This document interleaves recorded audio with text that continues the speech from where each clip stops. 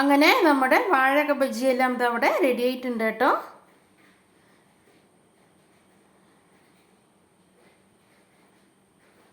രണ്ട് വാഴക്കയും 1 cup കടലമാവും 1/2 cup അരിപ്പൊടിയും 2 table spoon റവയും 2 ടേബിൾ സ്പൂൺ കാശ്മീരി മുളക് പൊടി 1/4 ടീസ്പൂൺ മഞ്ഞൾപ്പൊടി 2 ടീസ്പൂൺ ഉപ്പ് 3/4 ടീസ്പൂൺ കായപ്പൊടി ഇതെല്ലാം ചേർത്ത് കൊടുത്തിട്ട് നമ്മളിത് അവിടെ വാഴക്ക ബജി റെഡിയാക്കി എടുത്തിട്ടുണ്ട് കേട്ടോ.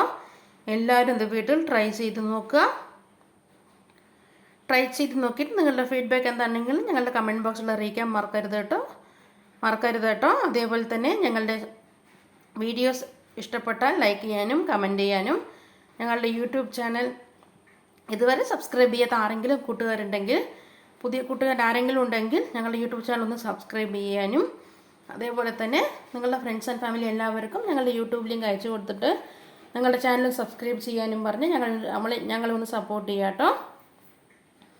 അപ്പോൾ ഇതുവരെ നിങ്ങളെല്ലാവരും തന്ന സ്നേഹത്തിനും സപ്പോർട്ടിനും ഒരുപാട് നന്ദി. ഇനിയും നിങ്ങളുടെ സപ്പോർട്ടും സ്നേഹവും ഞങ്ങൾ പ്രതീക്ഷിക്കുന്നു. അപ്പോൾ ഇനി അടുത്ത വീഡിയോ ആയിട്ട് ഞാൻ വീണ്ടും കാണുന്നത് വരെ എല്ലാവർക്കും ടാറ്റ ബൈ ബൈ.